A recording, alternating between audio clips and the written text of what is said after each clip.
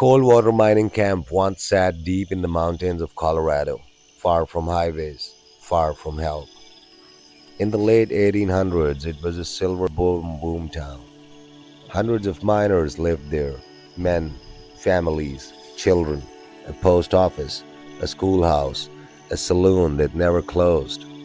Then, in the winter of 1896, Coldwater vanished.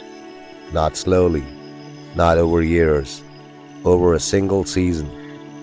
Official records say the mine collapsed and the town was abandoned, but the surviving letters tell a different story.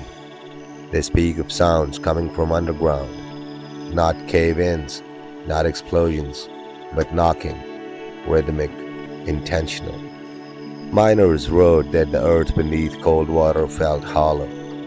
One letter described it as like the mountain was breathing. By January, workers refused to enter the mine. Tools were left behind. Pay went unclaimed. Then something stranger happened. Supply wagons sent from nearby towns returned untouched. Horses refused to enter the valley. Dogs went silent as they approached the camp. On February 3rd, a surveyor named Thomas Keller rode into Coldwater to assess the damage. He found the camp standing, buildings intact, doors unlocked, but no people. Tables were set, beds slept in, food frozen mid-meal, and every clock in the camp had stopped at 2:11 a.m.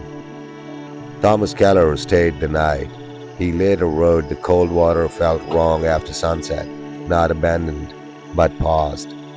At exactly 2:11 a.m., he woke to a sound, knocking, not from the door, from beneath the floorboards. It came in patterns, 3 slow knocks, then silence, then 2. At dawn, Keller entered the mine. The entrance shaft was intact, no collapse, no cave-in. But the deeper he went, the warmer it became. Too warm for winter, too warm for stone. He found scratch marks on the tunnel walls, not tools, fingers, human fingernails, worn down to bone. Then the tunnel opened into a chamber not marked on any map. Inside were lanterns filled with oil, boots arranged in rows, helmets stacked neatly, no blood, no bodies. At the center of the chamber stood the mine elevator cage. The chain was snapped, as if something far heavier than miners had pulled it downward. Etched into the stone wall nearby were words, carved hurriedly. "It knows we're here." Keller fled the mine. By the time he reached the surface, fog had rolled into the valley, thick, soundless. From the fog came voices, not screams, not cries for help, low, calm murmurs as if the mountain itself was speaking through them. Keller never returned to the Coldwater, but the mine entrance still exists, sealed, and every few years, hikers report hearing knocking, always at 2:11 a.m. In 1901, the state ordered Coldwater sealed. The mine entrance was reinforced with steel and concrete. Warning signs were posted. The valley was marked unsafe. Officially, Coldwater Mining Camp no longer existed. Unofficially, it never stopped. Survey teams reported instruments failing near the site. Compass needles spun. Seismic sensors recorded movement deep underground. Slow, rhythmic, pulses, always strongest at 2:11 a.m. In 1934, a road crew working miles away reported hearing knocking through solid rock. Work was halted. The project was abandoned.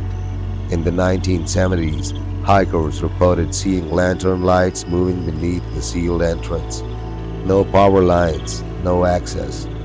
In 1998, thermal scans showed heat signatures far below the mine, organized, clustered, too deliberate to be natural. Geologists could never explain the hollow beneath Coldwater. Some believe a natural cavern collapsed and trapped the miners. Others believe the mountain itself is not empty, but occupied. Locals have their own explanation. They say they didn't take the people. The people went down willingly because something below promised warmth, safety, shelter from winter.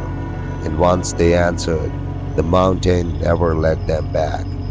Coldwater is not now listed as a ghost town, but ghost towns are supposed to be quiet. Coldwater still knocks.